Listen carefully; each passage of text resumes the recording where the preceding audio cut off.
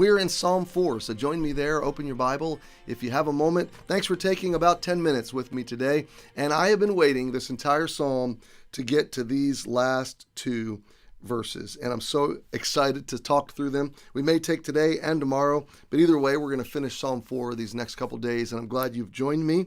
And thank you. Consider sharing this. Push this out to somebody that you love and let them be blessed today. Hey, look at verse 7. Now, let's just read Psalm 4 from the beginning. Hear me when I call, O God of my righteousness. Thou hast enlarged me when I was in distress. Have mercy upon me. Hear my prayer.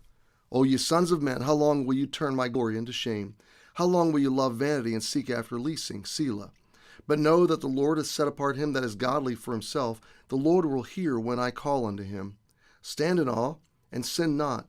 Commune with your own heart upon your bed and be still. Selah. Offer the sacrifices of righteousness and put your trust in the Lord. There be many that say, who will show us any good? Lord, lift thou up the light of thy countenance upon us. Here we are, verse 7. Thou hast put gladness in my heart, more than in the time that their corn and their wine increased. I will both lay me down in peace and sleep, for thou, Lord, only makest me dwell in safety. So the entire psalm is David rehearsing to God that his enemies are betraying him and needing God's help. We've talked all the way through it. Likely that David is in this moment running from his son Absalom. Absalom really carrying out a coup, a treasonous takeover of David's throne. Lots of people have joined with Absalom. And so David has fled with his family, and they're in hiding. This is later in David's life, and in many respects, he brought these circumstances on himself. He made some real significant mistakes in not dealing with family problems and reconciling much earlier with his son Absalom. And so David was very much a contributor to these problems. But that aside, David knows God's anointed him king. David knows he's in the right, and he's really in the will of God. So he knows that God is going to be his avenger, his justifier. And he's praying that others around him even would see that. And he's asking God to intervene. Lord, hear me when I cry. I know you're going to hear me. Shine your light. Give me your countenance. Show us your favor. Come through for us. Help us. Send us help. We know you haven't forsaken us. Now look at verse 7.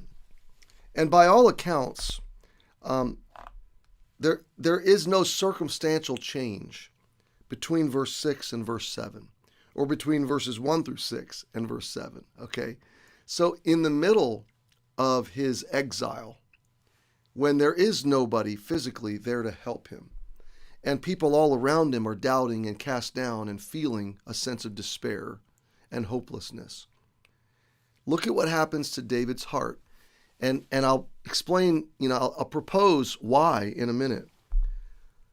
But thou, God, hast put gladness in my heart. Now, we've been studying in Emmanuel the inside out, that the source of health, let me back up. The source of health is outside of us, but the process of health begins inside of us and works its way out. The source of health is God, the Lord Jesus, okay? He's the source, and our relationship with him is really the source of health. But that is an internal process that works its way out into a lifestyle and into outcomes and destinations that were determined apart from circumstances, okay? So the reason I say that is because we've been studying how that we tend to default to thinking if we can align our circumstances in our external world, that will give us internal peace and health and joy, fullness and flourishing. But that's not the case. And this is a really good example. David is not circumstantially in a good place, but right now he's in a very glad place. So you can be in a place that isn't good, but you can still be glad, okay? And this is the big lesson of this verse, that David's source of gladness was walking in step with God and in relationship with God and in proximity to his countenance, sensing and living with the knowledge that he's that he's walking in, living in the presence of God. That knowledge made him healthy internally and put gladness in his heart, okay? Your heart is your soul, your mind, your will, your emotions. Sometimes the Bible refers to it through a more intellectual verbiage, like knowledge, understanding, thoughts. Sometimes the Bible references the soul through more emotional verbiage, like desire, passion, expressions of feelings, okay? They go together, though. The heart is the totality of that inner man. And the idea of gladness here is joy, pleasure, delight. It's rejoicing. It's a deep happiness. It's a deep God-generated kind of happiness. So David, in exile, he can't go home. He's not safe. At least humanly speaking, he's not safe. There's nobody rising. There's no army coming to rescue him, okay? But he's glad. And not only is he glad, but look at how he describes his gladness. First of all, that it's internal. It's a heart of gladness. And let me pause and talk about that for a minute. Circumstantial gladness is fleeting. It's really flimsy. It's like a vapor of smoke that appears and it's gone. It's like a birthday candle that's made to just burn out quickly, okay? It's like a sparkler. You light it up, it looks pretty and entertaining for all of 30 seconds, and then it fizzles out. Circumstantial gladness is that way. And so often we take our circumstances, a new car, a home, a new job, something new that we got, some new experience, some trip we took, and we try to find deep gladness in that. Now, there's nothing wrong with receiving those things as gifts from God, cherishing them as blessings, stewarding them as blessings and opportunities that they represent. There's nothing wrong with enjoying them. God gives us richly all things to enjoy. The mistake we make is thinking that those things are going to produce deep gladness. They don't. They produce this surface, thin ice gladness. It's there, but it melts quickly, okay? It's there, but it fizzles quickly. So nothing wrong with enjoying it while it's there. Nothing wrong with enjoying the new car while it's new, but recognizing it's soon enough going to break down and going to have stains and little dents and nicks on it. And it's just stuff. It's just a car. It's just a house. It's just stuff. It breaks down.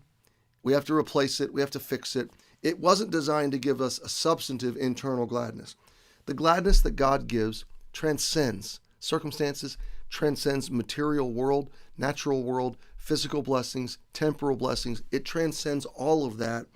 And it is birthed, and it flourishes. It's nourished to health inside, in my heart. It's an internal gladness that nothing can take away.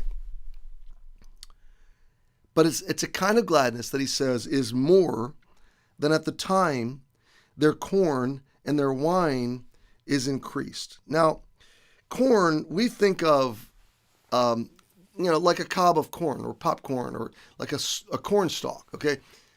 To the best of our knowledge, they didn't grow this in the Holy Land. That was a much later event in human history.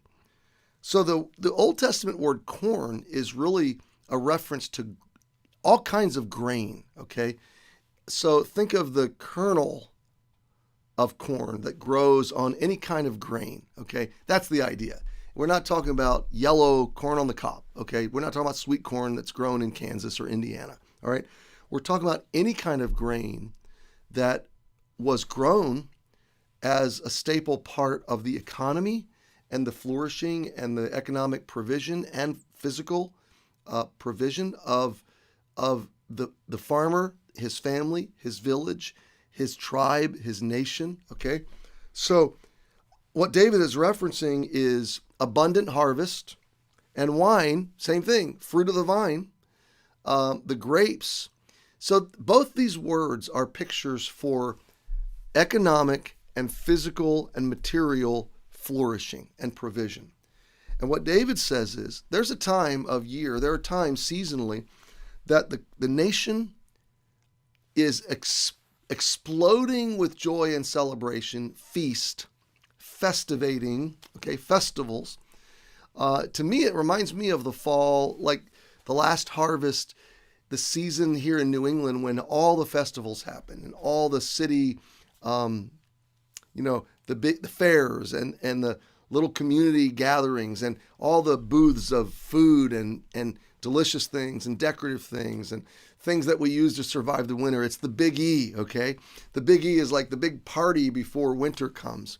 And it's when we eat maple popcorn and lobster rolls and baked potatoes. And we're celebrating, really, I think it traces back many, many thousands of years, really, to these types of things, to these festivals, these feasts and celebrations.